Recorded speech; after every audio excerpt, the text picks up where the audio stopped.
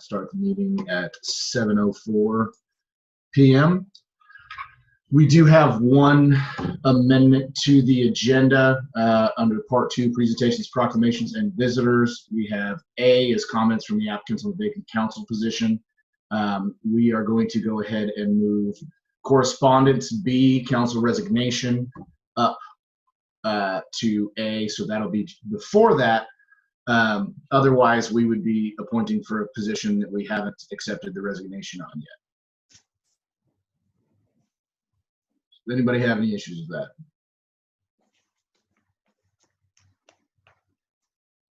Do I have a motion? I move to approve the meeting agenda as modified, thus moving the council resignation spot under correspondence, the top of A. I'll second that motion. All right, vote by roll call. Sorry, I had to unmute me. No worries. All right. Counselor Caceres, Aye. Counselor Seha, Aye. Counselor Purdy, Aye. Counselor Sini, Aye. Mayor Clevenger. Aye. Motion passes unanimously. All right, so the first order of business, I believe we all received a copy of the letter, and that was the resignation of Councilor Bedwell.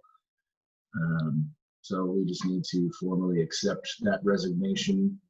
Do we have a motion? Before we go to a motion, Mayor, I'd like to say something. Absolutely. So I think before we just rubber stamp and accept Councilor Bedwell's resignation, I think it would be maybe prudent for council to consider, because the resignation letter didn't really state much reason for the resignation, just that he was resigning. And while we could all hazard guesses at why he submitted his resignation, I think it may be prudent to set aside a time where he can come in and call in and explain why he submitted his resignation. His involvement in council, I think, was very beneficial for the most part. He tried hard, I think, to be a peacemaker on council, and the work he did while on council, I really appreciated, and I think the community also appreciated it. So I would like to just at least consider, prior to, again, just accepting a resignation, maybe look a little bit more behind it and give him opportunity to explain himself a little more, if he'd be willing. Larry, I'm not opposed necessarily to that idea. However, because we do have the applicants present, I do think we would need to go ahead and accept that resignation so that we can get the position filled and we're not kicking the can down the road on that. My only concern with speaking to him as a council during one of our meetings is we didn't afford that same opportunity to Councilor Case. And his letter was just as brief. So I feel that it might present an inappropriate view or even some favoritism on the part of the council if we are offering that chance to Councilor Bedwell and not also offering it to former Councilor Case. Councilor Case did mention that he was moving out of state in his letter, though, which is a little different. so I also, I think it was the next day, I reached out to Gus and he didn't reply. So I left, his email said it was effective immediately. I think that if he wanted to discuss it further, he would have replied or contacted somebody. I don't really see the harm in asking, well, depending on how council chooses to proceed from here, were to accept his resignation, then, we would also, of course, need to decide how we're going to fill that position, whether it's going to be with one of the candidates that we have tonight, which would make sense if we were doing that. And I don't know that any of the candidates that we have tonight, if they weren't selected to fill the current vacancy, if they would have a problem waiting till our next meeting, they would still be interested in being appointed at that time. I think we have the applicants here, and although we would all probably like to discuss this further with Gus, it's inappropriate of us to put this off when we have the applicants here. We're kicking a can down a road.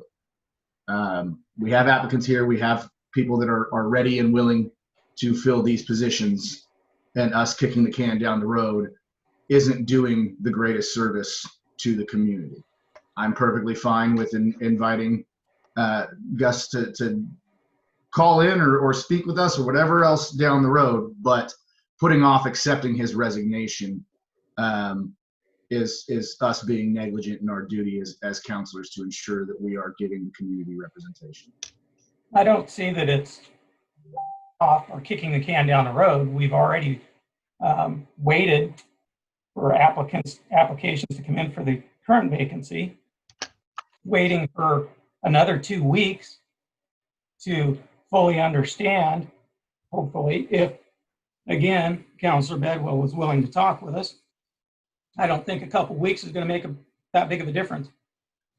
Well, it does, because these are previously appointed positions that will be on the ballot in November. And so if we're kicking it down the road, we are not giving these individuals we are appointing adequate time to really even understand how the council functions before they would have to turn around and apply to run in November. And so we're doing them a disservice by pushing that further down the road. I speak up, Mayor. So I've resigned from positions in the past, and I choose either to disclose why I resigned or what my concerns were, or why I left that position. And I've always strived to do so professionally, never to bash anybody. And I think that knowing Gus, I know that he has the professionalism to be able to communicate that adequately, and had he wanted to communicate that adequately, he had the opportunity to do so via his email. And he also could have asked for some time, and we probably could have allotted it beforehand on the agenda, if he really wanted to speak up. This job isn't cut out for everybody. It takes a lot of time, energy, and just sheer will to be able to, for lack of a better term, cut through all the challenging issues as well as the personalities. So I appreciate Councilor Bedwell stepping up, and I'm appreciative of the ideas he was able to present when he was on council. And I agree with what the mayor said. I mean, the longer that we're holding off on appointing for these positions, the more so we're putting the folks that are interested in potentially filling them kind of out of the loop on what's going on and a part of the decisions we make. And I think Gus had an opportunity to speak out if he had some concerns. And I think we can give him some time later, but I think it's really prudent to the people we represent and for us getting some policy stuff done to appoint those positions. And just a quick point of clarification. Councilor Case's letter does not state that he's moving out of state. I just pulled it up. I think we were all aware that that was his intent, but his letter says nothing about it. His letter just says, I hereby resign from the Aumsville City Council effective June 1, 2020, and then he signs it. We didn't take the time to ask him if he had any other further reasons or any of that. And whether he would have even been willing to talk to us is, this is something we're talking about in the past, but we didn't offer Councilor Case that same courtesy. So I've given that, I feel it would be inappropriate to do that now. So would you like a motion to accept the resignation. I mean, I don't decide what we put motions on, but if we're going to accept the resignation, then yes, that would be the motion. I make a motion to accept Counselor Gus Bedwell's resignation effective immediately. Seconded. Second. All right, vote by roll call. All right. Counselor Caceres, Aye. Counselor Seha, Aye. Counselor Purdy, Nay. Counselor Sini, Nay. Mayor Clevenger. Aye. Motion passes. All right. So that brings us to the new 2B, which is the comments from applicants for the vacant council position. So with the previous motion, that is now 2 positions. My understanding of this process after speaking with Ron a bit is that, you know, we don't have to appoint anyone. But if we feel there are applicants that we do want to appoint, that is what we are going to be doing right now. Based on our conversation at the last council meeting, what I would like to do is pull the applicants in one by one, and we will each be given the option to ask them one question. And we'll give them, say, 3 minutes, if I think that's an appropriate time to kind of just give us their own little sales pitch, for lack of a better word. So are we going to appoint both tonight, or what? We can appoint both, we can appoint one, or we can appoint none. I would like to appoint both positions if possible. If anyone else has a discussion wants to discuss or have Well, any. I think it would just come down to how the voting turns out, but I believe the best idea would be to appoint 2, obviously. I agree. We have 3 qualified candidates. I think we should choose from the 3, as long as they don't say something that completely throws them out of contention. That's fair. Agreed. So it looks like we've pulled Russ Snow into the room here. I guess we can start out with you, Angie. Go ahead and ask a question. Oh, I didn't have actually specific questions lined up. Hi, Russ. It's Angie. Hi. Thanks for coming Hi, tonight. Angie. Pretty good. I guess my first question is briefly tell us why you want to be on the council and what you hope to bring to the community. Well, I would like to be on the council to provide input into how the city provides services to the citizens of the community.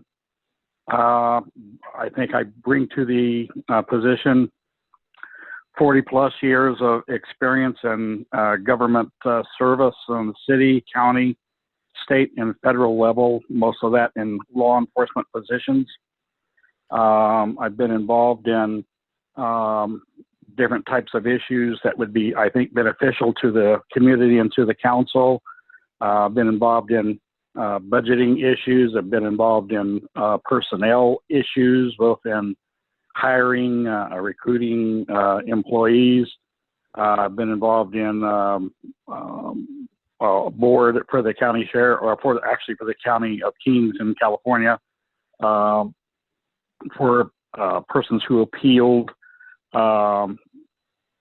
participating in selection for jobs who were rejected, and they appealed that and would sit in on appeals boards. I've been in disciplinary boards. I've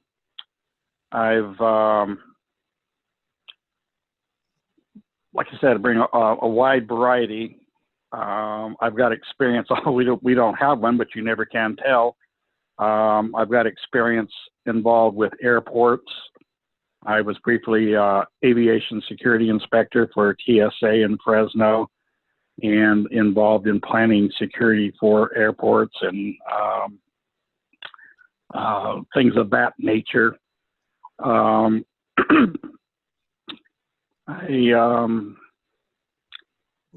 I've been involved in education, so I've got experience in the education field. I think I have a wide variety. It'd be probably kind of hard to find somebody with as much and a variety of experience that I have in involvement in government positions.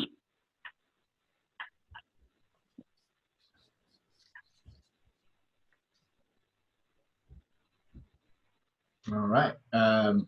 Larry, would you like to go ahead and ask the next question?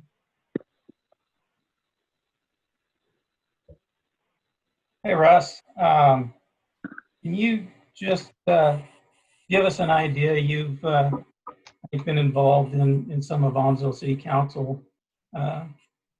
You've had some experience with how council was operating over the last couple of years. Can you give us an idea of what you would bring to council to help maybe heal some of the division that's been experienced on council lately? Well, as a law enforcement officer, I think I have the patience to listen to both sides of issues.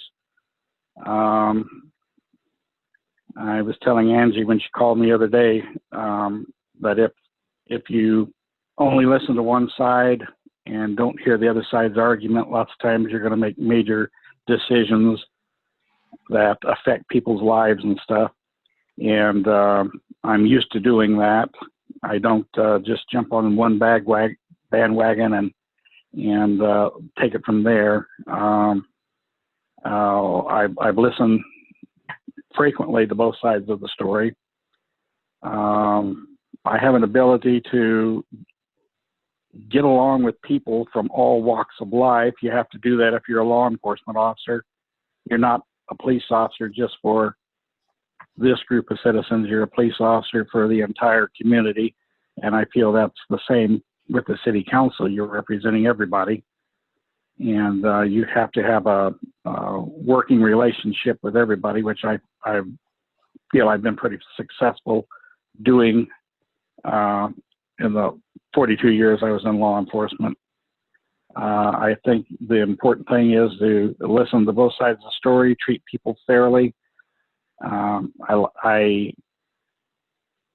frequently, if I listen to them and don't agree with them, I've told them I don't agree with them and explained to them why. They still might not accept it, but at least they know, where I stand on the issue and why I stand on that issue. I think probably the most important thing I have to bring to the council is I'm a people person, and I'm used to working with people and people's problems and people's issues. Thank you.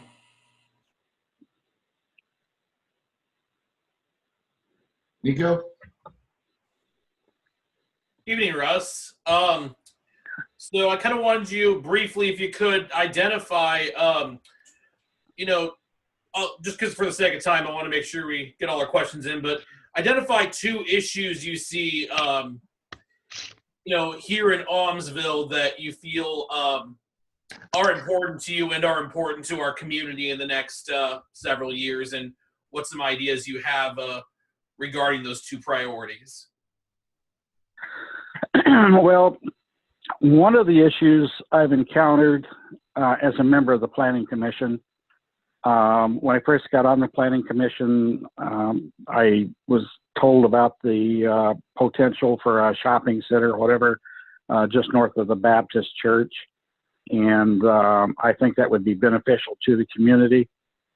I just don't know, what the delays are in progressing on that.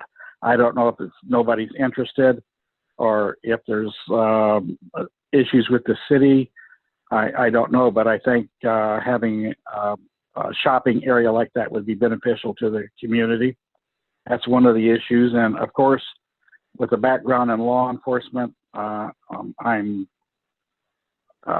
very interested in public safety issues.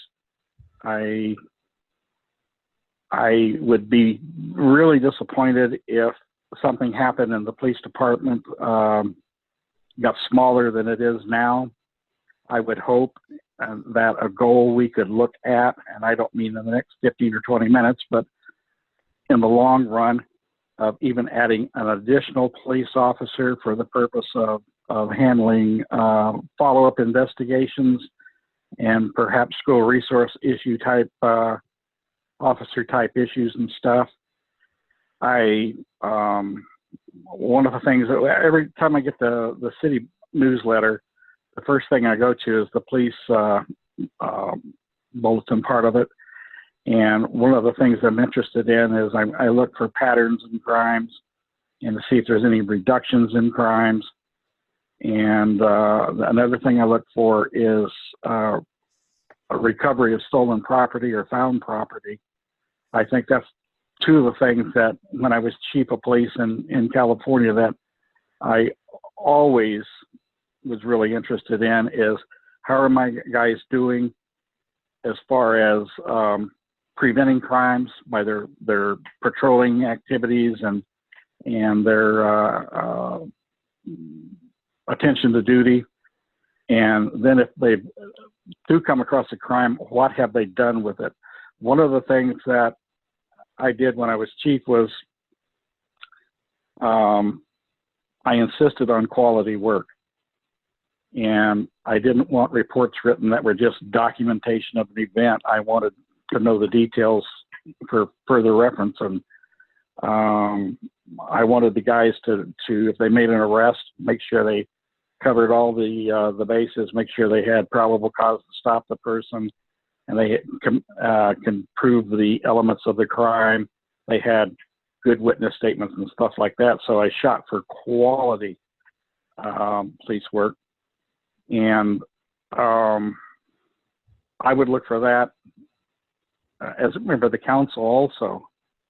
I would hope crime could go down. I would hope that if we have a crime, it's being solved. And I feel that probably the best way to do that is have somebody who could concentrate on doing follow-up. I've worked in small departments before, and it's kind of difficult, you know, if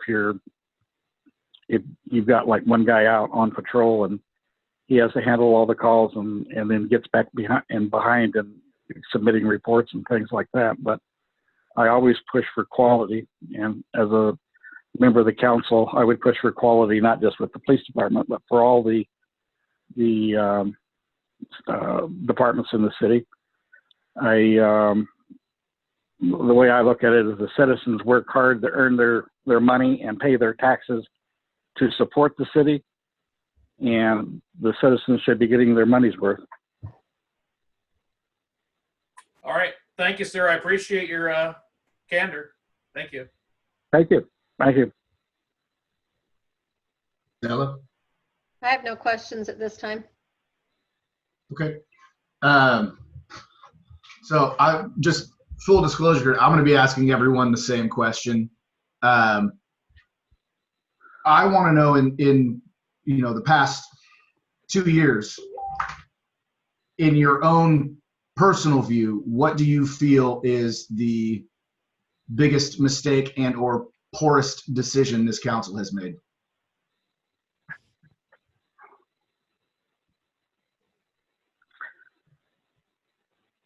Think about that for a minute.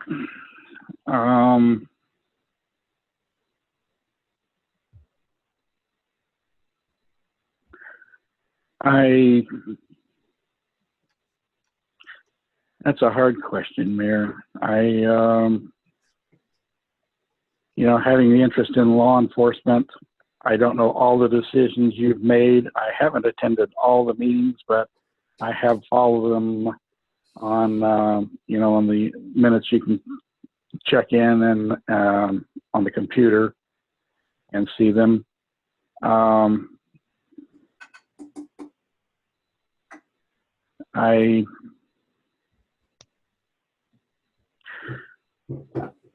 would tend to believe it might have something to do with the police department, but I couldn't really give you any specifics. I don't really, can't really think of anything major in that area. Okay.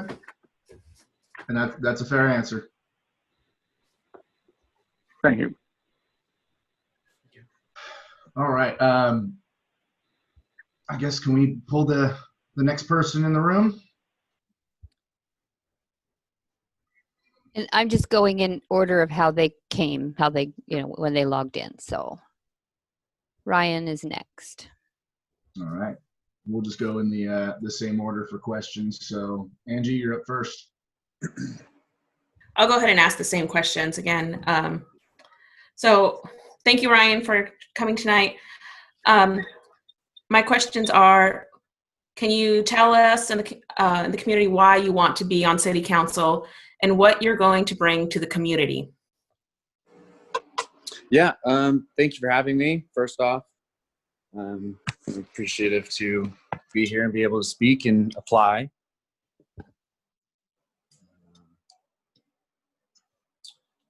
Why I want to be on city council is to keep the city growing and a nice place to live for everyone. I recently bought a house here. I enjoy living here. It's quiet. There's parks, you see kids playing. There's not a whole lot of crime. And the crime that is here is, smaller than it is in Salem, a lot less severe. And to be on the council to help promote that livability for everyone within the city is most important to me. What I bring to the council is a business mindset. I have a degree in business and psychology and law. Again, I'm also a police officer. So a lot of my expertise is in that, specifically patrolling Aumsville for a year and a half and being one of the more proactive officers.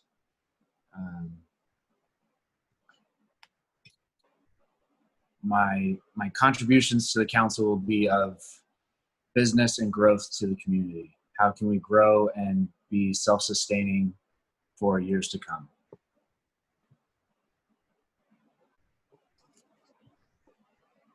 Cool. Larry, I believe you're up next, sir. Hey, Ryan. Same question I asked Russ. Do you see yourself bringing to council to maybe help smooth over some of the division and tension in council meetings? To smooth over the tension, I think I'm very similar to Russ and what he spoke to. I'm a professional mediator, right? I talk to both sides. I decide what happened, and I make a decision based on what happened that hopefully provides safety to the whole. In my job currently, safety to traffic in the state, are where my decisions are made. But being able to hear both sides, being able to not have emotional reactions to any one thing, right? I think logically. I'm not an emotional person when it comes to any one issue. And I think that'll help bring a side together, right? If I have an opinion that's in the middle, maybe someone can relate to my opinion on both sides, and bring a cohesive unit to the council. Thank you. You go. It's all you. All right. Thank you, Ryan, for throwing your hat in. And, just for the sake of consistency, and being, I think, fair to all the applicants, I think I'm going to go and just, state my question that I gave Russ as well to you. If you can identify a couple of issues that you feel are priorities to yourself in our community, as well as, how you feel that those two priorities will impact Aumsville in its future. Okay. First priority I see is the water treatment plant. How we're going to get that up to standards, how that can grow into, a more self-sustaining area of Aumsville. It is also a business. People pay their water; they expect it to be of quality. And I think bringing the highest level of quality water that we can to the citizens is going to make not only livability better, but just people's perspective on the city better. If you can happily drink your tap water, people aren't going to be upset about that. So that's one. The other one is expansion. I know that the park off of Bishop may or may not be going in. I don't know the specifics on that yet. But I think getting areas to where the city can expand is important. Salem's growing. The number of people in Oregon is growing every year. And it's not going to be, 40 years from now. It's going to be 10 to 15 years from now where Aumsville is going to grow exponentially. And we need room and resources and the ability to grow with that growing population. Thank you, sir. Appreciate your honesty. Absolutely. Thank you. Thank you. Della, do you have any questions? I do. Ryan, I would like to know if you feel there would be any conflict with you being on council after having been on the police department. I don't feel that way at all. Aumsville was a very special police department, and that is very open door. Everyone's opinion and the way they run the police department is very open, and everyone's heard.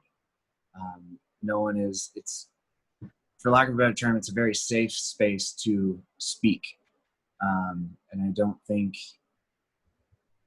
my police officer background will affect any major decisions that I make, unless it's, for general public safety. And I feel like those will be less argumented points. Thank you. So quickly, just to clarify on Della's question, what agency do you work for now, Ryan? Oregon State Police. And how long did you work for Aumsville?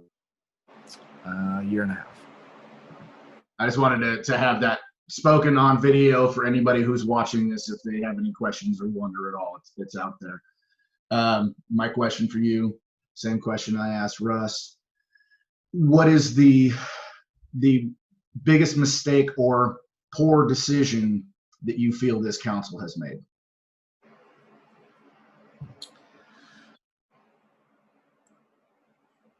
Like Russ, I'm not totally up to date on that. I've only heard unofficial, rumors about marijuana being talked about, whether that was a vote or where that went to. From what I know about it, it is a revenue source. So if that was a voted on thing, maybe that could have been voted on or heard better. I don't know. Okay. All right. Let's go ahead and get Doug Ecclestone in here. Thanks, Ryan. Thank you, Ryan. Hi, everybody. Doug, how are you? Doing great. So same thing again. Angie, you're up first. Hi, Doug. Thank you for coming tonight. My questions are pretty simple. Why do you want to be on the city council, and specifically, what do you hope to bring to the community? I would like to be on city council so I can help be part of the city's growth. And we have some amazing things, and I think we're in this time where there's change, and there's people trying to get on council that want to see positive growth and change. And I feel like I'd support that very much. A lot of collaboration and open discussions and moving forward and working towards goals. We moved out to this nice little town after getting out of the big city. I grew up in a small town myself, so I definitely understand a lot of the small town politics, as you can say. And it's we have 2 little girls, and it's a place that I would love to raise my kids and also be part of the community to help make decisions and make it better. My current position, I'm a relationship manager. So I manage a large portfolio with about 120 to 150 accounts, and I've got to work with multiple businesses and their portfolios and identify issues and work towards resolution so we could have financial success with them. Sometimes you're not able to do that right away, but you can always put it on the back burner for business needs or not, but you got to be able to identify it. And with what I do, I'm always kind of a solution seeker and problem solver. So with some of those skills that I have with the career that I do, I see myself a great fit with working with everybody and discussing and trying to work out problems and seek resolutions.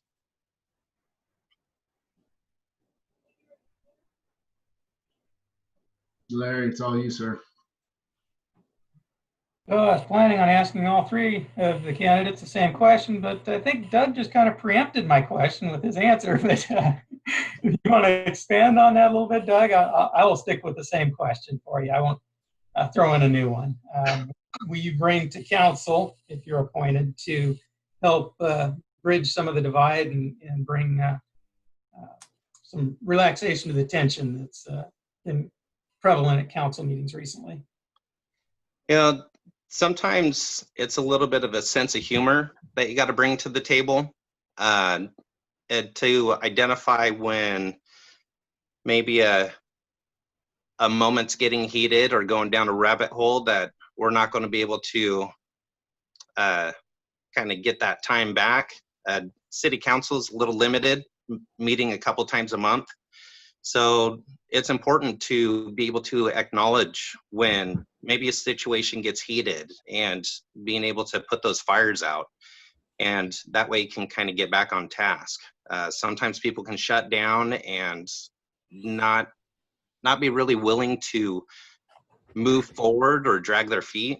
And in what I do to be successful, I got to be able to identify those situations, break the tension, and acknowledge somebody if maybe they're not feeling like they're being heard, and communicating something differently to one person versus another. Nico's not going to receive information and understand something the same way that Ron might. Larry, you might want to be spoken to in a different manner than Derek will. So I got to be able to identify those and utilize my skills in my profession to de-escalate situations and make city council to be as successful as possible. Thank you, Doug. Thank you. Nico. All right, sir. Thank you for tossing your hat in and being part of this process and having that desire to serve our community. Just, I know we don't have much time, but if you can identify just a couple of, I guess, concerns or priorities that you have for Aumsville, why they're a priority for you, as well as what the impact of those priorities will be on our community in the future. A couple things that I think are really important. I love some of the things in this town. We have parks, we have a skate park, we have these activities for kids, and I would love to see some more things for our youth and kids growing up. Growing up on the coast, we had limited things we could do, and during the fall time, we didn't have as much things to do, and we usually got into trouble. Looking around town, I kind of see some things that the kids could do. I would love to see some focus and some discussions around maybe a youth center, a family fun center, something that we could do for the community to get together during the fall time, because we're in Oregon. It rains a lot, and we don't have as many outdoor activities. I would love to see something like that happen. Another thing, the electrical grid.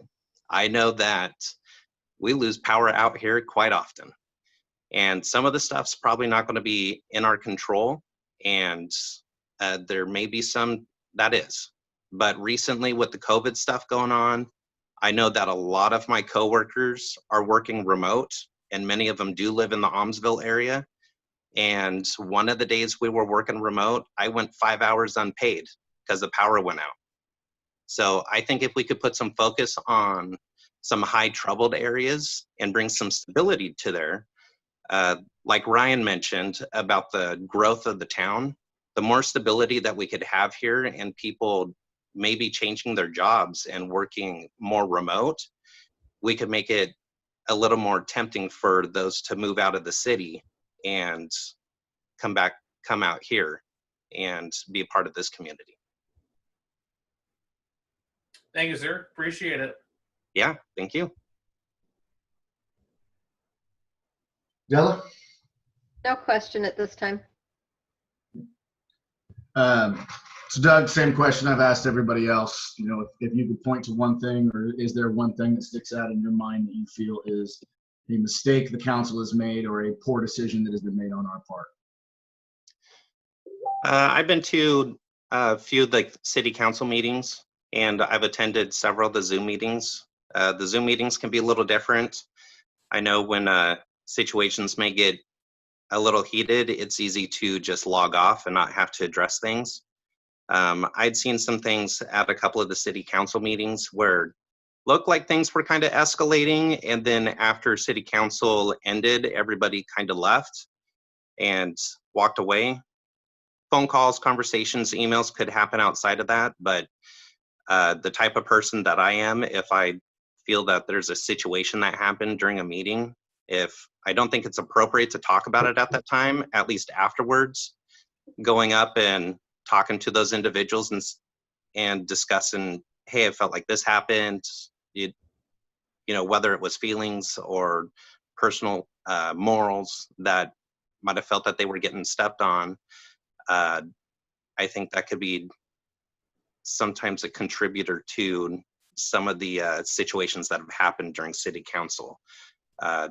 Now, granted, I've only been to a handful of meetings, so that's just me kind of taking a look at it and knowing that there's a division that's happened, and that's kind of the route that I would go at and say that might have to put a little bit of focus and taking a little bit of time outside of city council meetings to dissolve issues, to try to keep them from happening and festering during a council meeting. It's a fair answer. Thank you, sir. Thank you. Thank you. So I guess we'll move Doug out of the room, and then, you know, our deliberations. Is there any answers or anything that stuck out to us? I guess we can kind of discuss that. You know, honestly, I think the two that stuck out to me the most are Ryan and Doug. You know, I spoke to all of the applicants over this past week, and asked quite a few questions. But I think, you know, given the answers that we just received, I think Ryan and Doug are the two that I'm, you know, if the decision were all mine, those are the two that I would go with. Anybody else?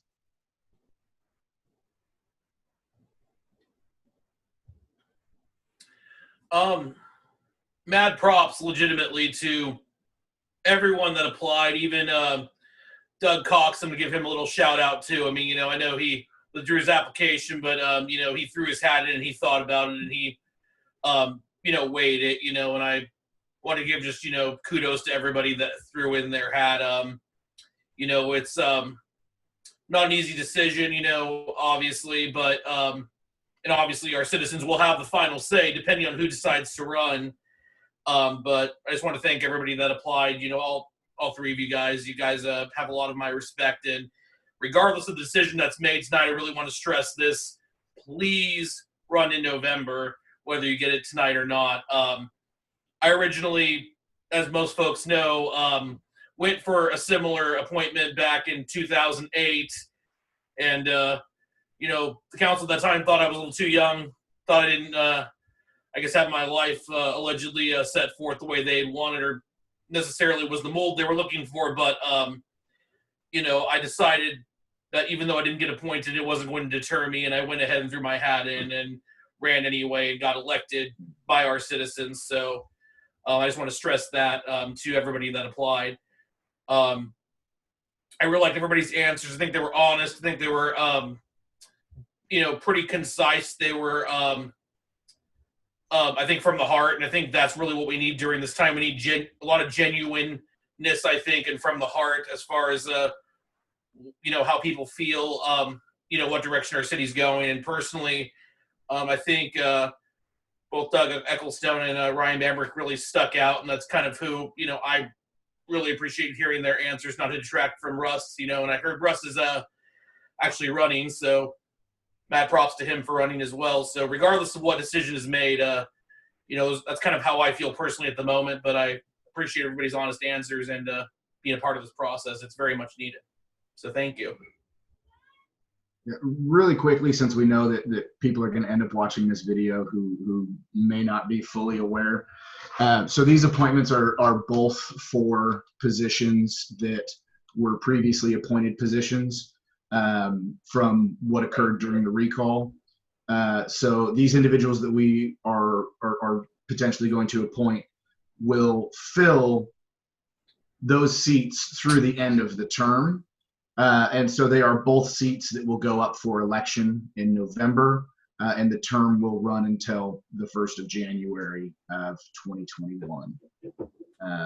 So these individuals, I feel like we're giving them a good chance to kind of, dip a toe in the water and see if the city council is for them, and then they'll get the opportunity to run in November if they so choose. And if not, it's kind of no harm, no foul. They were able to take a couple of months and do what they could to help represent and support the community. And then hopefully in November, we have another big batch of people that run again.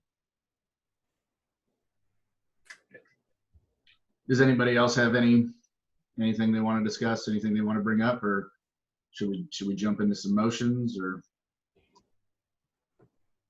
Well, I'd again like to tell three of the candidates. I think we've got a good pool of candidates, even though there's only three. I think they're all good candidates, solid candidates. Out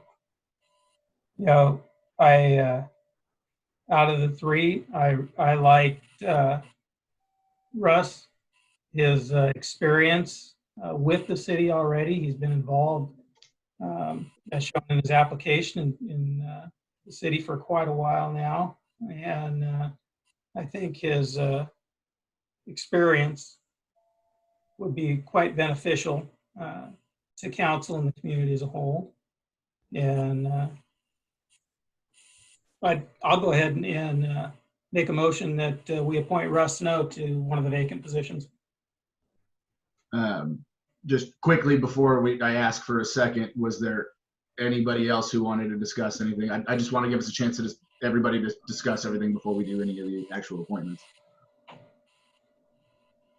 I want to thank Della for her question about a possible conflict of interest or anything with Ryan. But I also want to point out, that didn't even cross my mind. I have such a high opinion of our police department that I didn't even think about that being an issue. So I appreciate that question. And I reached out to all four of our candidates, including Mr. Cox, who I was disappointed was going to be dropping out.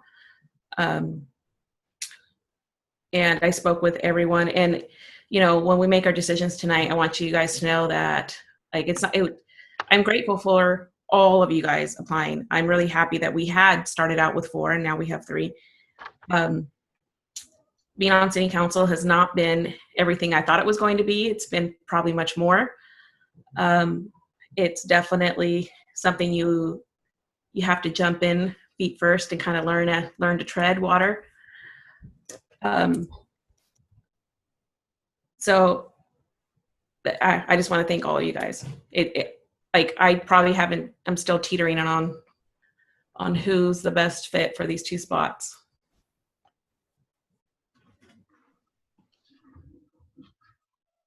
Did you have anything, Della? I would just say that I think Russ would make a good balance for us in having people on both ends of the spectrum in age, so that we don't have too many on one side or the other. But I appreciate all of them applying and think they would all do a good job. All right, we have a motion on the table to appoint Russ. Do we have a second? I'll second. All right, vote by roll call.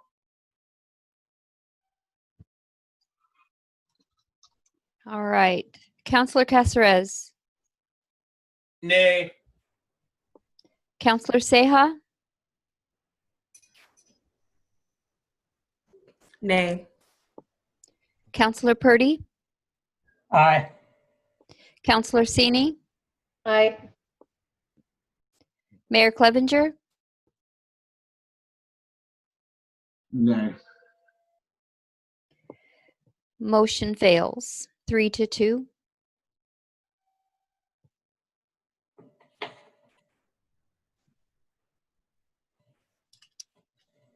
I'll make a motion that we appoint Doug Ecclestone to one of the vacant positions. Seconded. Okay. Counselor Caceres, Aye. Counselor Seha, Aye. Counselor Purdy, Aye. Counselor Sini, Aye. Mayor Clevenger, Aye. motion passes unanimously.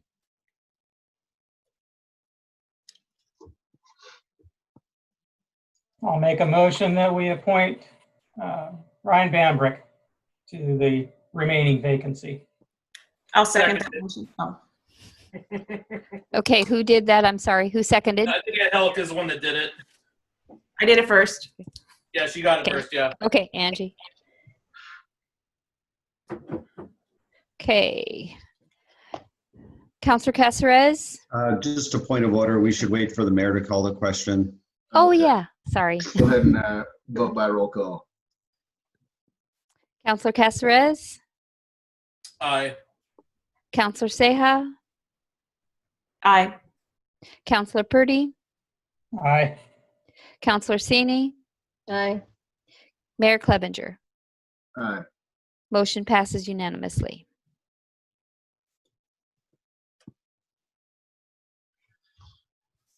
All right. Before I move on, just real quick, Russ, we talked on the phone for close to 2 hours the other day.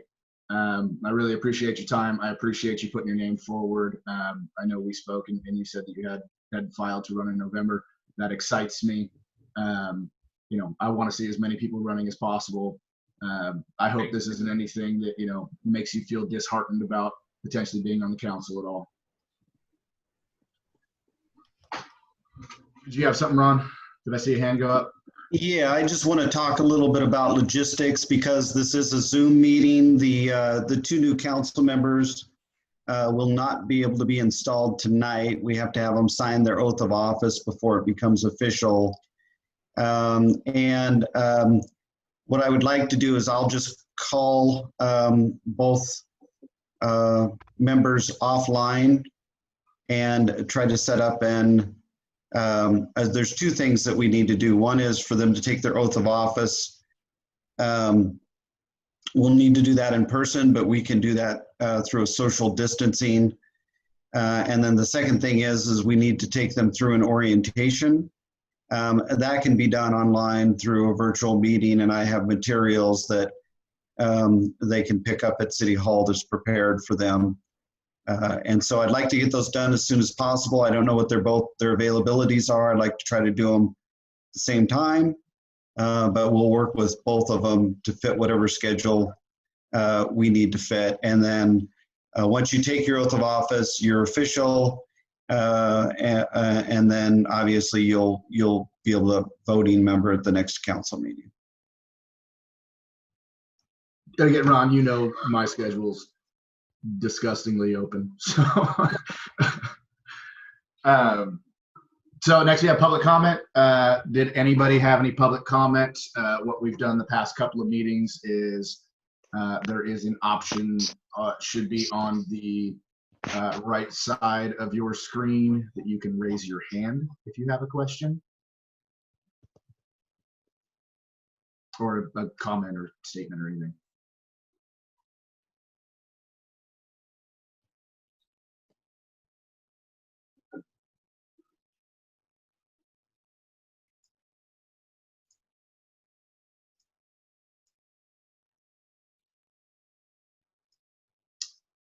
I'm not seeing anything. All right, we have no visitors, so consent agenda. Everybody get a chance to read through everything. Any issues? I'm not quite sure how the verbiage would come out. I did want it noted that I don't want to obviously, get anybody in trouble or anything, or put us in a kind of goofy situation, I guess. But I do want it noted that I did, go outside into the street, shut off the street I did live in, not simply hold up, mail or correspondence or anything like that, just so it could be noted for the record that I did take the time to show the street was in fact in Aumsville and my home is in Aumsville. And I want that noted kind of in a way where I guess it would be okay to say that, but not necessarily, put us in a goofy position, I guess. I'm not sure, because to me, the whole situation is kind of off the wall, because I've never had someone question my residency ever. But I would like that noted in some way, if that's okay, Ron. I'll accept whatever, your feedback is on that situation, but I do kind of want that noted for the record.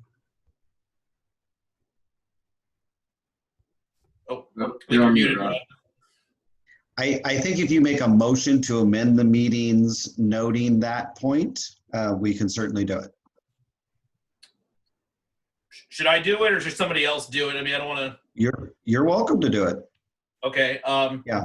The only thing, it needs to be an accurate reflection of what was said. So obviously, if we need to tweak it a little bit to match the voice recording from your motion, that's what we'll do. But if there's a point that you feel like you've made that you would like to have in the amended minutes, just say those words and we'll try to capture that. Okay. I move that it be noted that I did show off my residence during the course of that agenda item as discussed, in addition to providing documented evidence of my residency and to show the public that I do in fact live in Aumsville. And that's kind of my motion. I know it's kind of open-ended, but that's what I've got. Do we have a second? I'll second it. Vote by roll call. Counselor Caceres. Aye. Counselor Seha. Aye. Counselor Purdy. Aye. Counselor Sini. Aye. Mayor Clevenger. Aye. Okay, that's a unanimous vote. Thank you. Mhm. All right. Were there any other issues or anything? Yes.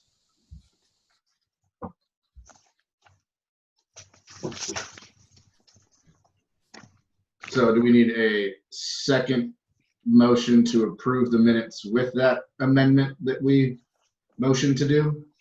Well, I took that as a motion to approve with an amendment. Okay. Was that how you intended it, Nico? Yes. Sure. No public hearings, no old business, new business, the Bethel Baptist Development Agreement. Go ahead, Ron. Excellent. So as council knows, we discussed this several months ago. And basically, there's a couple of elements here. One is Bethel Baptist Church a few years ago subdivided their property, and they developed the back half to site 13 residential homes. And back then there was an agreement to collect stormwater fees and then use those for needed stormwater site improvements. And so basically one element of this agreement allows the city to go ahead and distribute those funds by your action for those improvements. You had asked in the last meeting that Bethel Baptist get an estimate of the street frontage improvements. These are things that are more community improvements, parking, curb, gutter, sidewalks, and storm drain culverts. Those improvements are right around $100,000. Their project is larger than that, but that is the portion of the street improvements.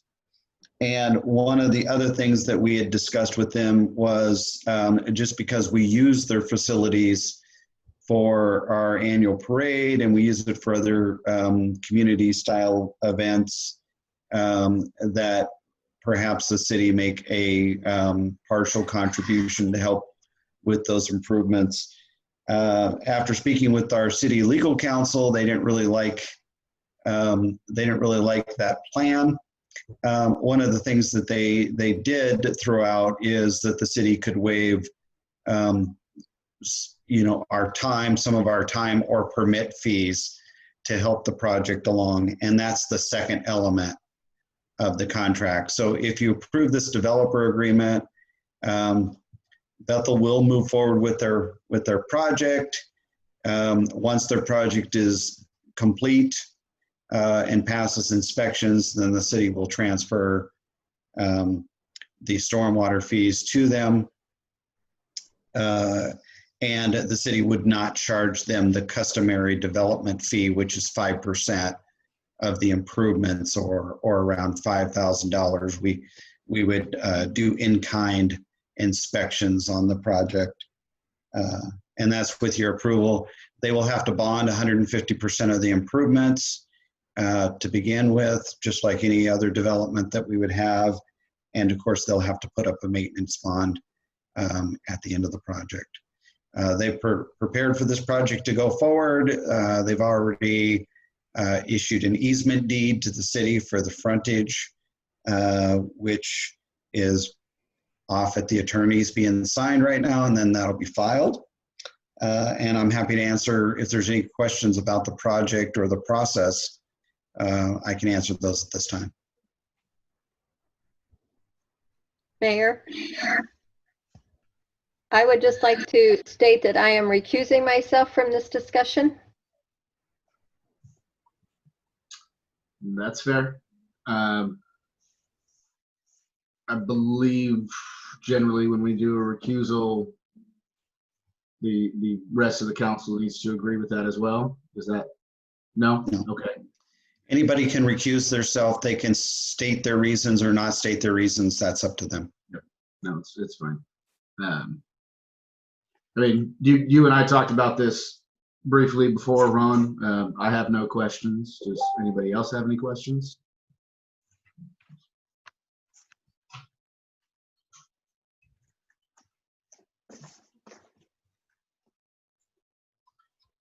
So with that change, Ron, are you just looking for the verbal okay or an actual motion on the change? You want the approval for the new developer agreement? Yeah, this would be authorizing the city administrator to execute the proposed developer agreement with Bethel Baptist Church. Okay. Do we have a motion? I move to authorize the city administrator to execute the developer agreement between the city of Aumsville and Bethel Baptist Church as presented. Do we have a second? I'll second it. All right, vote by roll call with the exclusion of Counselor Seeley. Counselor Caceres, Aye. Counselor Seha, Aye. Counselor Purdy, Aye. Mayor Clevenger. Aye. That's a unanimous vote. So moving on, COVID relief fund discussion. Take it away, Ron. Okay, so I think I informed council of this maybe in an email. My memory's getting a little blurry with all that's happened, but there was a proportionate share that was authorized for cities for COVID relief money that came from the federal government. Obviously, it's the federal government, so there are plenty of very complex and complicated rules that we have to meet to use and distribute the money. The easiest way to use the money is to just pay for things that are COVID related, that are expenses that our city incurred, and we've done that. We've incurred a number of expenses and reimbursed to this fund. But it was allocated in a per capita share, and I just feel like the city's needs aren't that great in responding to COVID, at least at this point in time. And we cannot use the money for any type of revenue reimbursement or revenue backfill. So it has to be used for, at least for us, in response to COVID. Now, as I understand it, this money needs to last the city until December. And it's a reimbursement grant, which means we can basically submit vouchers after we've expended the money back to this fund and then get those reimbursement vouchers. One of the things that staff discussed that we think is appropriate is putting together a business relief fund using some of these funds. I know we've got a number of small businesses that were shut down for extended period of time. They may have been able to apply for some of the PPE money from the CARES Act directly, but my guess is there's still a backfill with some of those. It was a real cumbersome process to apply, as I understand it, for some of those funds. And we might be able to do, I'm hoping we will be able to do something that's less complicated or cumbersome. And so all I'm asking for tonight is discussion and direction if this is something you want me to work on. My thought was we take, and I'm just throwing this number out of thin air, but I feel pretty comfortable if we were to start with about a $50,000 grant pool. And we could structure the grant. We could limit it to $2,500 a business. We could limit it to $5,000 a business. It's really up to us. And then we do need to make sure that the business meets the federal requirements. So there is we'll have to put together an application, and then those businesses will have to apply. And my guess is they'll need to show proof of loss of revenue. But I think it's something that we could put together before the next council meeting. We've already started to lay the groundwork in anticipation that this might be something that you'd want to move forward with. And we could get it approved at that time and then start working with local businesses. And so it's really just a discussion. That will leave somewhere between $30,000 and $40,000 after we bill out all the things that's already on our list to bill out in that relief fund. So spending everything that we're proposing, including the business relief pool.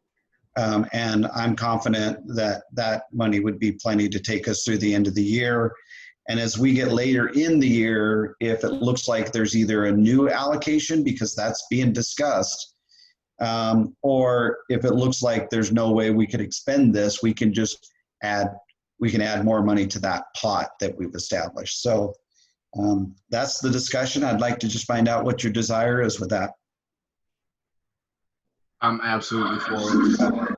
You know, we briefly talked about this before as well. I think doing what we can to help our small businesses is the smartest thing we can do right now.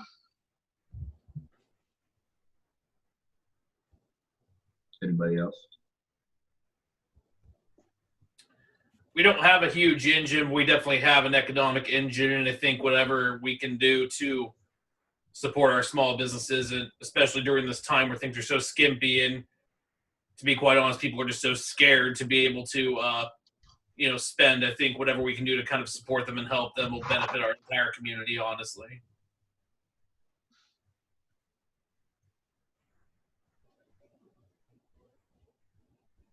I agree. I think we need to support our businesses in any way that we can during this time to keep them going, because we need them here to support our citizens. Amen. Angie, Larry, anything? Yep, I think it's a good plan. I think, wise to keep the limit low to start with, kind of see what the draw is off of it. The $5,000 per application, I think, would be reasonable to start with. But yeah, I'm in favor of it. Yeah, it's benefiting our businesses, which benefits our residents. It's important. I'm in favor. Okay, so I will go ahead and put something together. We'll get a draft out to you guys. We can discuss it at the next meeting, but hopefully we'll kind of be ready to pull the trigger. I'm thinking that once we do approve the program, it'll be done on a first come, first served basis rather than trying to understanding that the applicant has to meet all the criteria, rather than trying to select from a pool of businesses and try to rationalize why one should receive money over the other. That's the way I've seen it done in the past. So that would be my plan moving forward, unless you guys have other ideas. Obviously the council, we could let you go through applications. There's a lot of different ways that we could do that, but I think first come, first serve kind of takes everybody at least out of the loop a little bit on having heartburn with why some people might get funded and others wouldn't. One of the criteria that we've outlined is they need to have a storefront. So, they need to be a business in town. And then probably smaller businesses, so under a set number of employees. So we would pick a set number of employees to distribute. Those are the things that we're looking for as a brief outline. If you guys have any contradictory comments or other opinions, happy to hear those. I have two little things that just kind of popped up in my head. One, we have a draft and everything. We say we get this all approved. I would definitely like to have something in there that, after 60 days or 90 days, you just give us a brief synopsis of, hey, these are how many businesses applied for it. These are how many we gave out. This is how long the money lasted. It's all gone now, or whatever. And then,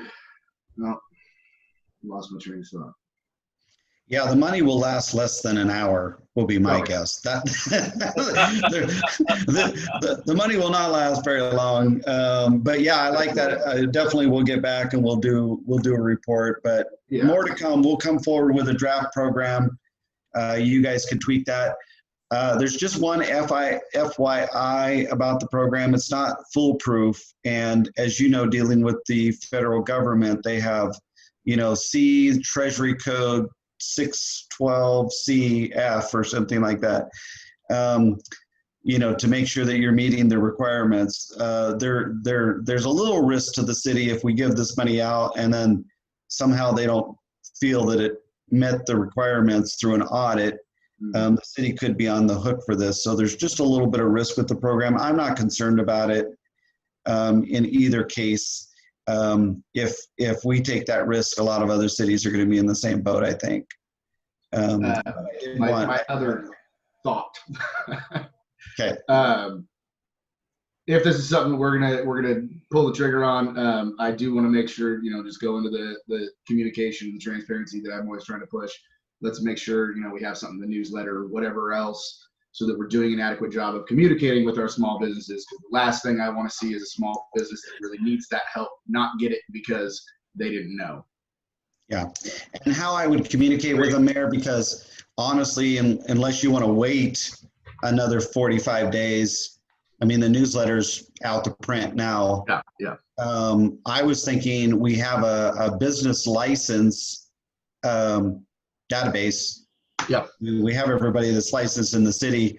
Those are people with storefronts, and we'll probably just blast something to each address. That's fair. Is that good? Okay. All right. Well, it sounds like I've got some directions, so more to come on that. All right. Are we ready to move on, Ron, or did you have anything else? I'm done with that.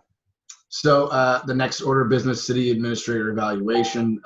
Per what we went over in the last meeting, I'm going to hand this all off to Dilla. And I believe Ron mentioned it in the last meeting, but we also discussed it outside of that meeting, that he has opted to have this entire discussion occur in public as opposed to an executive session. So Dilla, it's all you. Thank you. So I will read through the ratings and then the comments for each section, and then the overall, so that you know what I'm doing. So under knowledge and technical skills for professional, and I should back up and say that these are the results from 5 of the 6 parties who were eligible to put in reviews for Ron. So professional technical competence, the average rating was 5.2. Awareness of external trends and issues, 4.8. Knowledge of city policy, procedures, and systems, 5.2.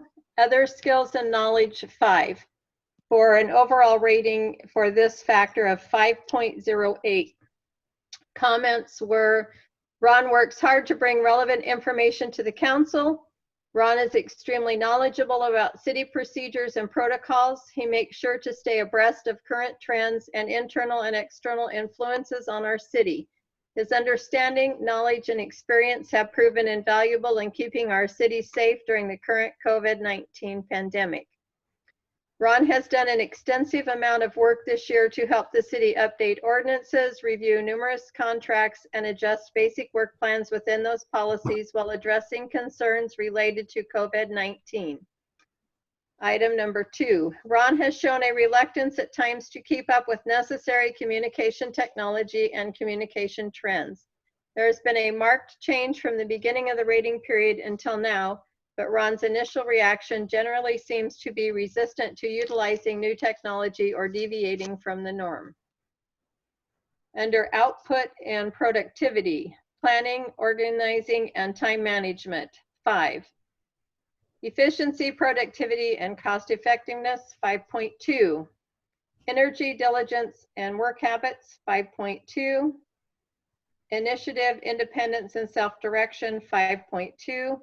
Response to deadlines and follow-through, 5.2. Technology management, 4.4. Performance against goals and objectives, 5.4. Attendance and punctuality, 5.2. Overall rating for this factor, 5.035. Comments were, Ron has worked hard to build an efficient team to accomplish goals set by the council. Ron is very organized, efficient, and productive. He always strives to make himself readily available to provide assistance and guidance to staff and council members. He always keeps council goals in mind and works hard to fulfill those goals. Ron is the constant professional in spite of the intense scrutiny and backlash he has received from some community members, committee representatives, and members of the council. Ron keeps and maintains a professional and neutral demeanor in all interactions, providing a solid sounding board for both sides of a conversation. Ron is not always a fan of the council's wish for the use of more technology and social media, but provides a solid supportive approach when communicating with the council and community at large. Item number 1, Ron can be excessively long-winded at times, negatively impacting effective time management. Item number 6, Ron has done a wonderful job updating our existing technology, but as previously stated, is resistant to new technology at times. Judgment and work quality. Decision making and judgment, 4.8. Quality and accuracy, 4.8. Perception of role, 4.8. Creativity and innovation, 4.6. Vision and perspective, 4.8. Professionalism and polish, 5. Conduct and integrity, 5.2. Safety, 5.2. Overall rating, 5.02. Comments were, Ron is very familiar with his roles and responsibilities and is mindful of not overstepping his level of authority. He reliably keeps city and council's vision in mind as he helps to guide our city and staff activities. His concern for the health and welfare of our community is admirable. Ron's quick and decisive work to protect staff and the community is reflective in the fact that the city has been able to maintain an effective and functional presence for community members, constantly re-evaluating the situation, researching and applying for resources, and providing council feedback and options for safe movement forward. Cautious nature holds him from exploring avenues that may require higher risk or exposure. These ventures could result in greater benefits for the community. Item number 4. Ron does a fantastic job managing our city events, but seems to keep his ideas within specific boxes or things he has tried before. New ideas or innovation are initially resisted if it is not something Ron is familiar with. Working relationships, teamwork, cooperation and coordination, 5.2. Flexibility, adaptability, 4.8. Diplomacy, persuasion and tact, 5.2. Interpersonal skills, 4.8. Oral communications, 5. Client customer service orientation, 5.2. Dealing with public, 5. Written communication, 5.2. Overall rating for this factor, 5.12. Ron is successful in maintaining positive working relationships with staff, council, and community members. He is very adept at communicating verbally and in writing. Even though he is often put in difficult situations, he is more than capable of maintaining his professionalism. Ron continues to amaze me as a leader of the community. He understands the value of balancing safety, politics, and emotional investment of the community with overall effectiveness of managing day-to-day operations of a small town. Ron constantly provides updates and information to the council that helps keep us informed and ahead of most challenges coming down our path. Ron is also very talented in addressing and managing any negative feedback based upon negative public comments made by members of the council. There is some community feedback saying he can be abrasive. His overall performance rating is a 5.08, and overall comments. I thoroughly appreciate Ron's knowledge and experience and his willingness to share it with staff and council. He is a true asset to our city and a positive contributor to ensuring Aumsville stays a great place to live. As a new counselor taking over a vacated spot due to a recent recall, Ron has been a tremendous asset in my training in this role. Ron has worked harder than anyone I know to offer every opportunity for this council to form a positive bond in spite of the divisiveness that was created as part of the recall and since then. He has been very neutral in spite of the numerous times he has been verbally attacked by the mayor during a couple of meetings. When it comes to personnel matters, he has kept us in the loop, but makes sure not to provide a biased opinion of outcomes. I truly believe having Ron as part of the Aumsville team has been the glue that has kept us going and inspired to serve. Ron's overall knowledge of government policies and procedures is exceptional and far exceeds standards. He tends to be cautious when it comes to exploring out-of-the-box concepts and ideas, but this is also part of his job. He is great at follow-up and communication with the council. I am pleased with the direction the city has been moving and the way the staff and office has been handled. Ron is a fantastic city administrator, and we are lucky to have him. At times, I worry his experiences as the mayor of Yelm have colored his opinion on new city initiatives. An example of this would be implementing video recordings for city council meetings. Initially, he was resistant to the idea and felt it would be too costly. It wasn't until after the mayor brought in a media production specialist that he saw that video wouldn't be cost prohibitive. I believe the next step of professional growth for Ron would be to become more familiar with new and growing technology packages that could help us better serve the community.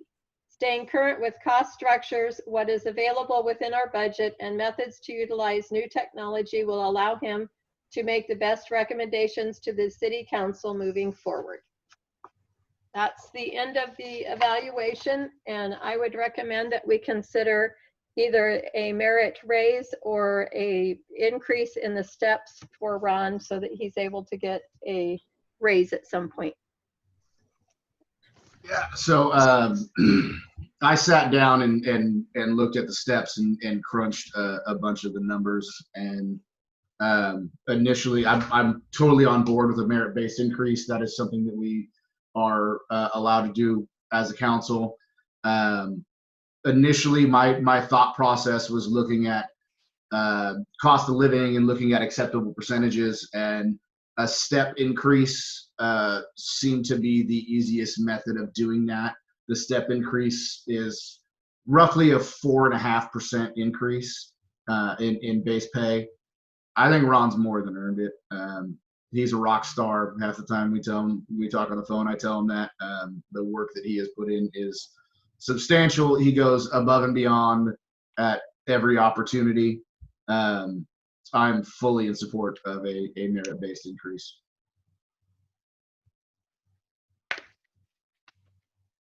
So would that be only one step added, or I think Ron is at the top of his steps. I would like to see something where he can continuously earn his raises beyond that, including the merit-based. Yeah, Ron, what step are you at right now? I'm stepped out. There's no more steps above me. Okay. So I would say that when we've added steps in the past, we've normally added at least 2 so that it's not something we're constantly coming back to. yeah, that's about what I was going to ask. Is do we want to add a few steps so that there is room for upward mobility? I think it would be a good idea. I wouldn't be opposed to adding 2 or 3 steps. I don't know where everyone else is at. And just so we're all clear, as far as merit-based increases, there is no rules, no policy, no guidance at all based on the way the contract is written and based on our rules. And that was a discussion I actually had with Ron about in the future. I would like to see some sort of guidance that we apply to ourselves, because this is a situation where we could give a flat percentage increase to his base pay. We can do step increases. We could say we're going to give you an extra $1 each paycheck, or we could do some exorbitant amount. I mean, it's really up to us, and I think that that's actually somewhat detrimental to having a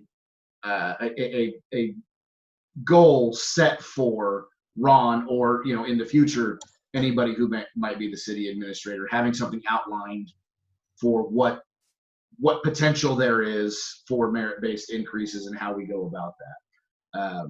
But yeah, like I said, the step increases seems to be the easiest way to do it. I want to make myself a little more clear. I was interested in probably looking at both. I believe steps are great. Like I myself am topped out with the state, and steps people get for longevity, they get them no matter what kind of job they're doing. If they're doing a poor job or a good job, it's part of seniority and being in your job and committed for a long time. I feel that Ron's performance, at 5 is, if I remember correctly, exceeds expectations. I think that we should be looking into both, having a merit-based program for him or anybody else that takes this position. Not that I want you to leave, Ron. I'm just saying, just in general. So for the topic at hand, at least, because we can discuss how if we're going to do some sort of policy later on, we can do that at one of our retreats or whatever else. But for the specific topic at hand, do we have a motion as far as a merit-based increase for Ron?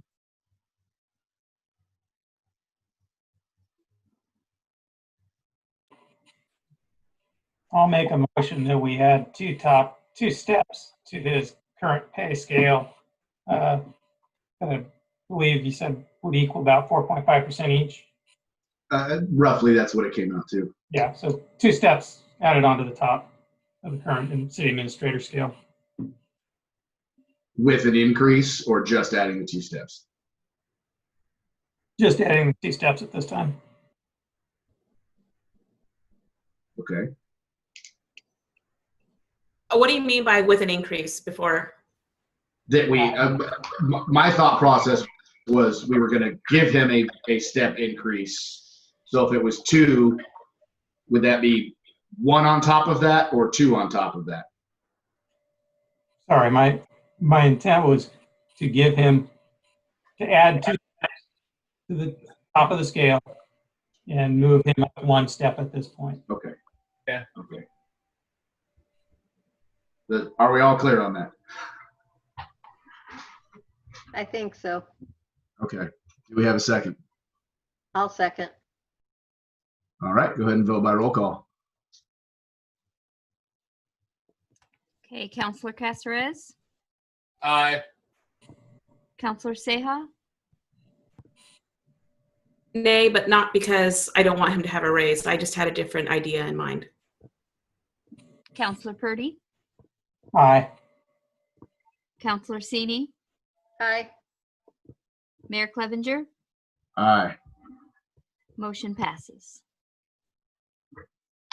So I just want to clarify. So like, and it passed and that's fine. I was hoping for giving him a raise now and adding 2 steps. And that's the only reason I voted nay. I mean, that's kind of what we're doing. It's my understanding he's only going to get 1 step added after this. So He That will, makes he will get a step increase, but there will be two steps added from where he's at right now. So there will be 1 more additional step he can go to. okay, then I misunderstood. Okay. Make a comment, Mayor? Absolutely, Ron.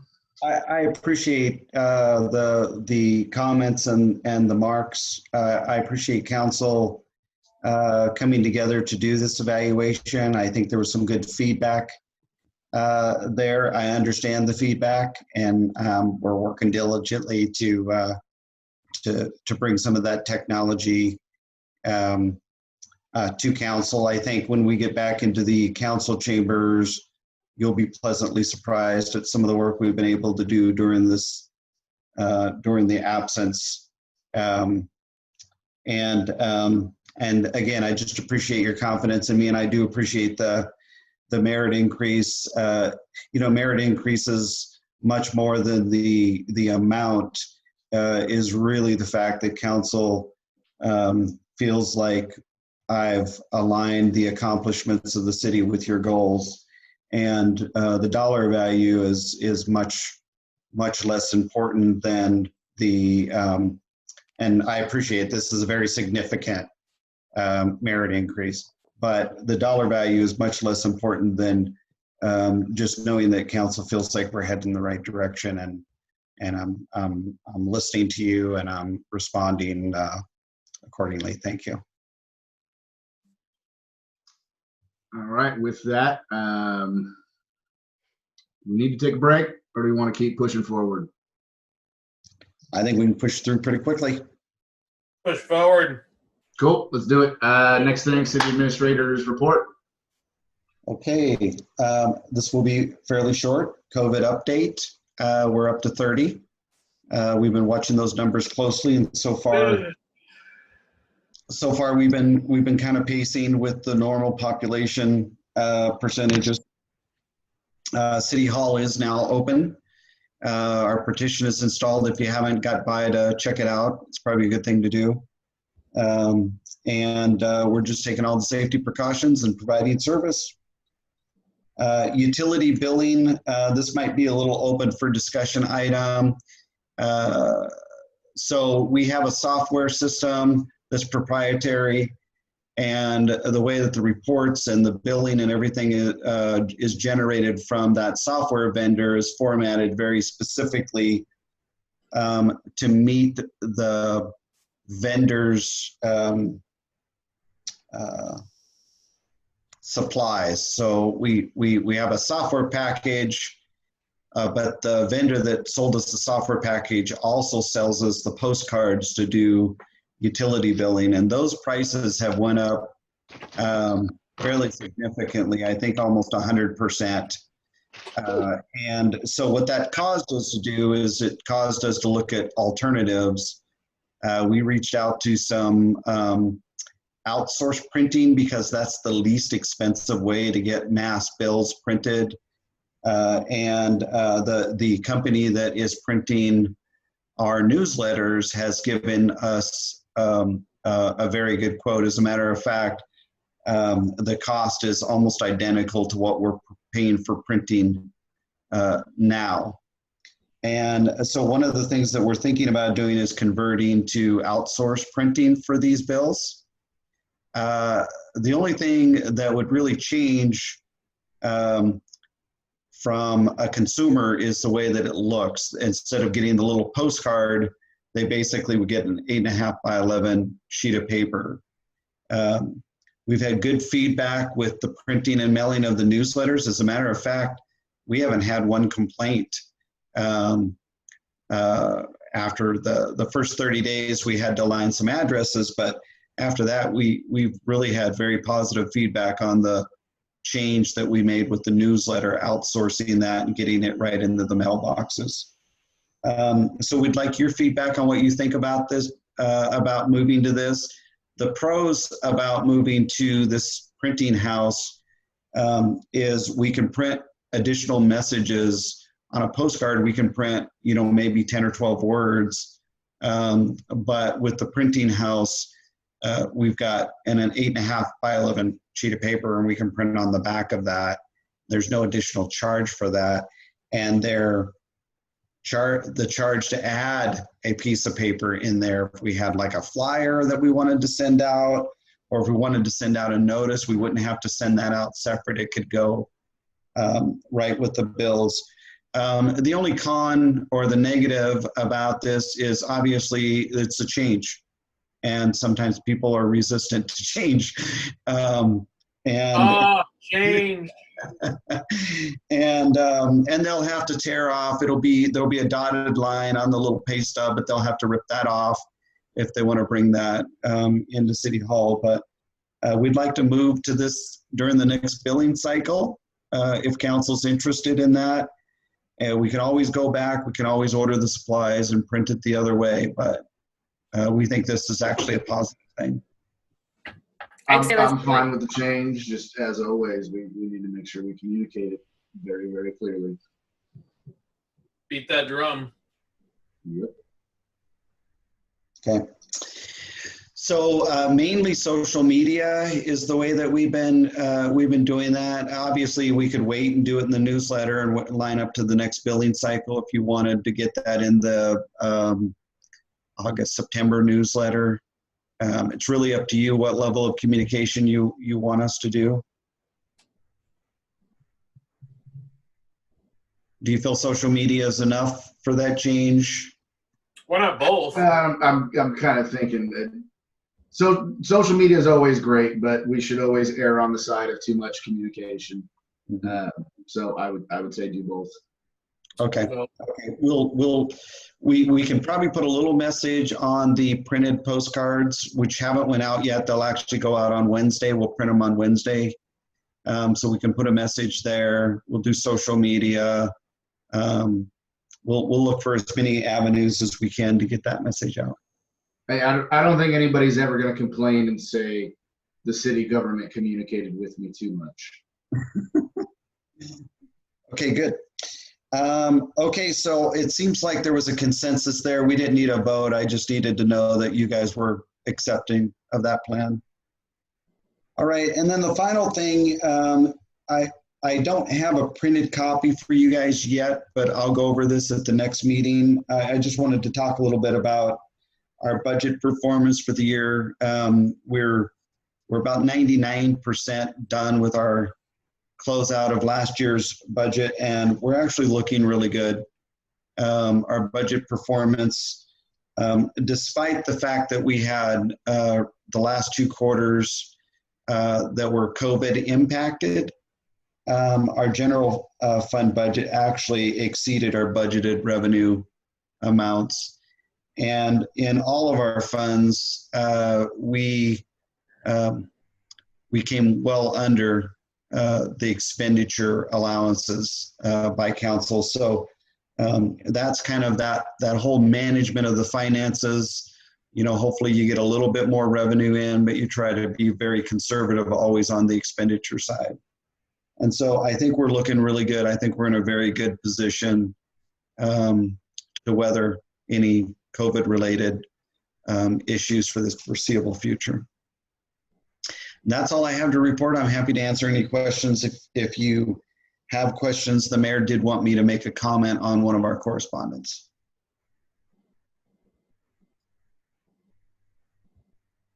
Anybody got anything?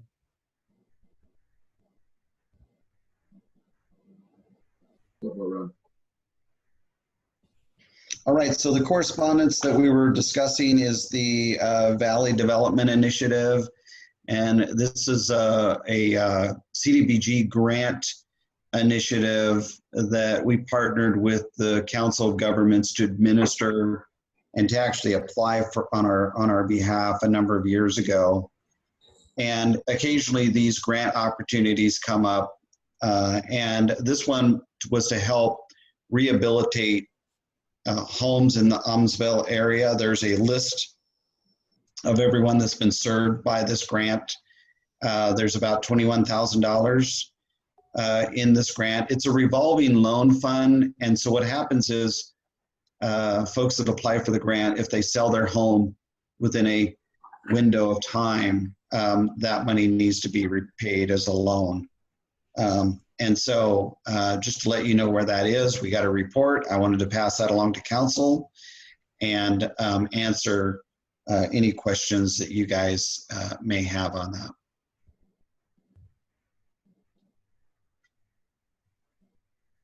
I mean, we talked about it before, so I think my question was kind of answered, but does anybody else have anything?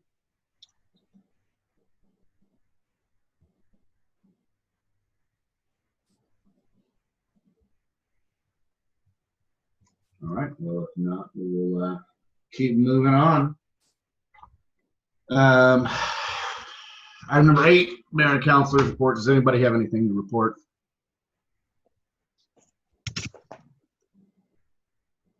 Sounds like nothing.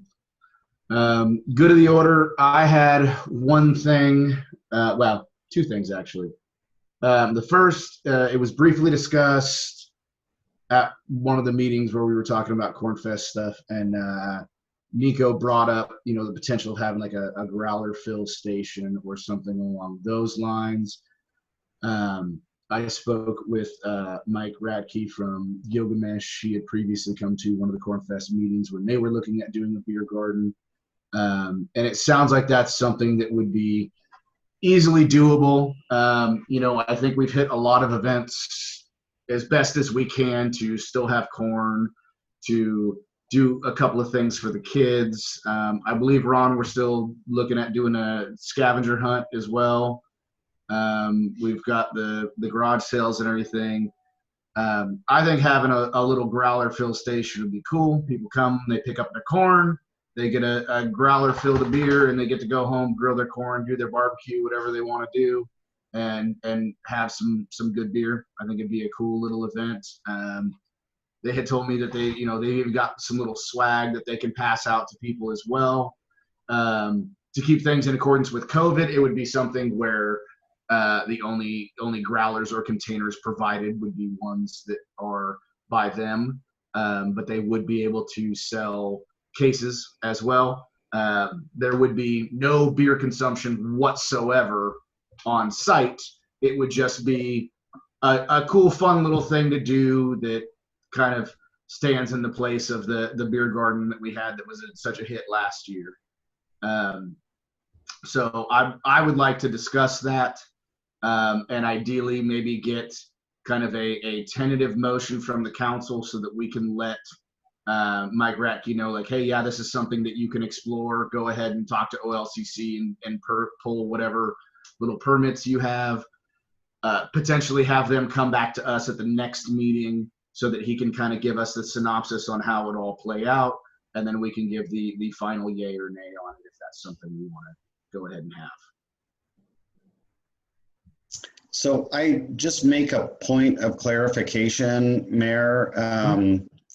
So the corn giveaway is the event that our events committee is planning. There's no scavenger hunt. This is a no contact. Yeah, this is just a no contact. Everybody stays in their car. It's a drive-through service. I think we could add certainly some sort of, drive-through refreshment, order taking, something like that. To clarify really quick, because I mean, maybe it was just a conversation that was in past.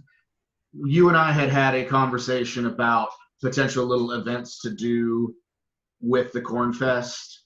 And one of the items that we had discussed was in conjunction with the garage sales and letting people do the garage sales and us producing a map, was potentially doing a little scavenger hunt as a part of that. And then if people showed up and they had found all the little scavenger hunt events, they get some extra corn or whatever. Yeah. Okay. I know that came up in a passing conversation. We are doing the garage sale map. It's in the newsletter, and actually we had very good participation on that. We did not put a scavenger hunt together as part of that. Okay. But I thought that's something we were doing. Yeah, I do remember that we basically we didn't get that. Somehow that got missed. If that was, I mean, I think that seems like a simple thing if we want to make that happen. But that's all up to you and how you want to make the events happen. I'm not trying to micromanage you. Yeah, the Corn Festival. Well, we're down to 2 weeks, or a little more than 2 weeks from the event. Right now, what we're planning is a very no contact, very safe drive through, get your corn, and then go have fun at the garage sales. Yeah. We do have the banners going to be stationed at an area in Porter Boone, right there where the additional parking is going to be. And so folks could come in and do kind of that coloring contest. If you guys have ideas about a scavenger hunt, we could probably promote it on social media and put it together really quick. Yeah. Maybe Mary, you can email me some idea. Yeah, and just to throw it out there to the council, and I understand you've got 100,000 different things going on, so I don't blame you for this conversation slipping. We had talked about with the garage sales, talking to some of the garage sale owners and saying, hey, stash this little item in the corner. It's not for sale. Putting that on a list of scavenger hunt items, and if people showed up and they had like a picture of all the items, when they come through, they show the pictures. Yes, you've got all the items, and then they get a half a bag more of corn or whatever. Yeah, I mean, we could put something like that together. We could actually, what we could do is a little card and give each vendor a sticker. Yeah. They gather all the stickers. So if they go to every garage sale, then they come in, they get an extra 12 ears of corn or something. Yeah. Whatever. There's 100 ways to skin a cat, 99 of them are right. Okay. And then I'll let you guys discuss what you want to do as far as a beverage. I was actually thinking of, just handing out lemonade or something to those folks in their car waiting for waiting, but whatever you guys want to discuss on that. And then I will tell you that I did have a conversation with our corn grower today. Of course, this heat's going to help. He feels like the corn's a little behind, but he was going to actually have an expert go out and look at the field and then report back to us. But they're watering it like crazy. They're hoping that it'll get to the point to where it needs to be by the 15th. But that's the latest and greatest on the corn. So hopefully everything works out for us. That's the biggest pressure point of the entire event, because you don't have good corn, nothing else. What's a corn fest without good corn? It doesn't work if you got, but we'll make sure that we have an event. We're working on Plan B, so we won't let the community down. Yeah. So the whole idea of a growler fill station, I mean, it was originally an idea that was kind of pitched by Nico, but do we want to have some conversation on that? I think personally it'd be a positive thing, especially since Gilgamesh is a mom and pop brewery, and a lot of our mom and pop breweries right now are struggling. A lot of breweries have transitioned to curbside pickup, marketplace pickup. I know several of them have banded together actually and done like a Saturday market situation where people actually come in their car and like 4 or 5 of them will, set up tents, and you can actually, come in your car and, place an order for some cases. I know Rogue's definitely been opening up their garage over in Independence to those kind of sales. And I think that not only would it add a nice fun element to the Corn Festival, I think it would also help out a small local brewery because, obviously with the restrictions in place, with the time restrictions that we have, I mean, and just the sheer fact that COVID has put people in a position where they're not going out as much, a lot of keg sales, a lot of tap room sales, that sort of thing, restaurant sales have gone out the window. And even I'll give Boneyard as an example. They've said for years that they will never, ever can and distribute in that way. They've always been just, you come to us, we will give out our kegs throughout the state, and that's how we are. They have started canning and having to do that curbside pickup. So obviously, I think the market shows that this will be a situation that we'll be dealing with for some time. So I'm definitely supportive of us, having an element, and, people can choose to, purchase or not purchase. There's no pressure whatsoever, and it's something that I think that would be fun for the event itself. So I support it. I think we might want to give some consideration, though, to picking a vendor when we haven't opened it up for others that may be interested. Why limit it to just one particular vendor to pick on? And I had actually spoken to Mike about that because so Cornfest last year, the distributor was OBS, and they came out and did a beer garden, and Mike has an agreement with OBS that they won't step on each other's toes, and it was something that this is kind of a one-off thing that I think we're just trying to do to let's be honest, the beer garden was a hit last year. People loved it. I think I got more comments about that than anything else. Obviously we can't do that. But it's just a little fun thing to try, and whatever little ways we can expand the limited Corn Fest that we're going to have. And I think that, if we had more time, it would make sense to, solicit multiple vendors or see who's going to, hook us up the best or whatever. In this case, my thought process was speaking to them because they are local boys. They're from Turner.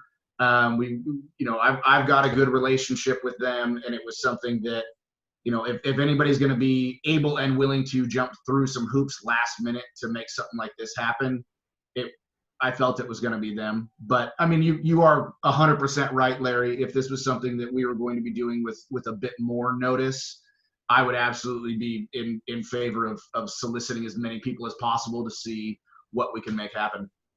Yeah. And again, just concerned that we don't want to appear to be showing favorites to any particular business. Yeah. And I'll just comment on that. So actually, we had a commitment. We were not going to do a beer garden in the park this year. We had a commitment. We were going to close down 5th Street, and we had a sponsor. The Squeeze In was actually going to supply and pay for the street dance, and then be the vendor. And so we were going to do 2 separate events. Obviously, we can't do that. I think we can pick a vendor. I don't know that we have to go out and solicit bids or anything. It's, we're just letting a vendor set up in the park for an event, just like we permit a food truck. We can just write a permit to these folks if that's the direction. It would not be difficult as long as it's a drive-through to integrate it in our current plan. We would just put them in line, before the corn. And that was the conversation we had briefly. I was just kind of asking him like the logistics of it. And he said they've actually done something very similar before. You drive up, you hop out, give me a growler of that, money's exchanged, you hop back in the car. Yeah, and what we're doing is nobody's getting out of their car. We're doing all, we've got tents set up, and then that's where each transaction is taking place. And, as far as how they want to operate, I'm sure that they've got a way to operate within the confines of the current COVID restrictions. But I would think if that's something council wants to do, you really need to make that decision tonight and kind of push the go button, because in order to get their license. And the way I would approach it at this point, if council did decide to go that way, is I would just say they're a vendor, and I'd ask them for a vendor sponsorship fee, and then just say they have to get their license, and then they're kind of on their own. I don't know if, the sponsorship fee could be a percentage or it could be a set dollar amount, but that's the way I would probably approach it. Instead of, there's just not time to put together a big liability contract or anything of that nature. And it's a to-go, so they're not drinking anything on spot. I think the liability is pretty low. I'm for it. I don't know what we need to do to. Is it like a motion? Is it just a general consensus, or what do we need to do? I think because the ordinance states as far as alcohol, and Ron, you may know the specific verbiage better.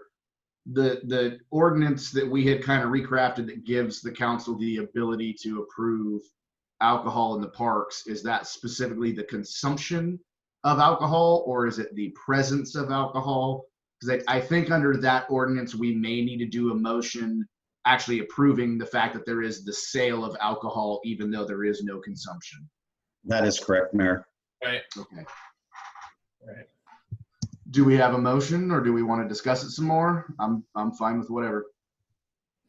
I move to approve that we I don't know what the term would be, solicit or request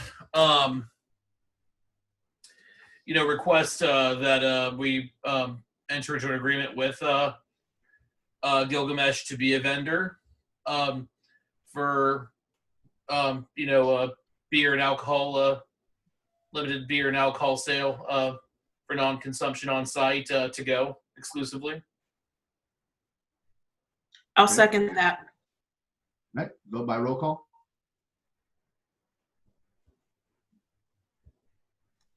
Sorry, I always forget to unmute. Okay, I didn't have one set up for this one, so I'll have to get it together. Okay, Councillor Caceres. Aye. Councillor Seha. Aye. Councillor Purdy. Nay. Councillor Sini. Hey, Mayor Clevenger. Aye. Okay, motion passes 3-2.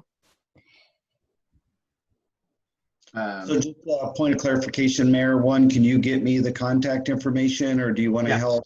Do you want to coordinate with them since you have? I will put them directly in touch with you because you're just a smarter person than I am. So we'll go ahead and make that happen. Do you want to just charge a set fee, or do you want to negotiate a percentage? I mean, ideally, I want to leave that up to you, but I think given the situation and the amount of sales that may or may not happen, Just usually it I goes think out it's to the mobile probably home smarter parks for because us that's to just charge a the set folks fee that tend to because this need is kind of a wild the card. repairs and that tend to meet the, You know, and then maybe criteria. 3% of we zero also is do zero. notices in the newsletter. Okay, usually about those. So we'll keep blasting those notices out. The last thing I And had, then they'll work as everybody directly with knows, the my COG full-time to make sure that employment they is qualify. outside of the United States. I have. All right, and then with the- 10B, we had they they finally figured out all the COVID stuff in Africa. So it sounds like I will be leaving August 29th. This trip will be a bit shorter. I will be gone from August 29th until September 25th. Thank you, in everybody. Djibouti. Thank you, Ron. Depending on what Good night, everyone. our situation is everybody. with COVID at the time. Right. If we're still For doing everyone Zoom who's still meetings, sitting in the room, thanks I for will be listening. Thanks for taking the meetings time. provided I have at least somewhat Doug and Ryan, we decent will internet. be in touch about which the I swearing in. imagine I will. But I promise to Thank keep you for those council attending. informed of that. So that is the current plan, August 29th to September 25th. I will be gone. Subsequent trips after that, I don't have any information yet. Does anybody else have anything for the good of order? All right, moving on to correspondence. This last bit of correspondence was just the letter that we all received, the Valley Development Initiatives. Did everybody get a chance to read through that? Yeah. Did anybody have any questions? Did you want to discuss it, Ron? I mean, you I kind of mentioned touched on it. Yeah, I mentioned it briefly earlier. I'm happy to do any follow-up comments or answer any questions. $21,000 there. Occasionally what we'll do is we'll send letters out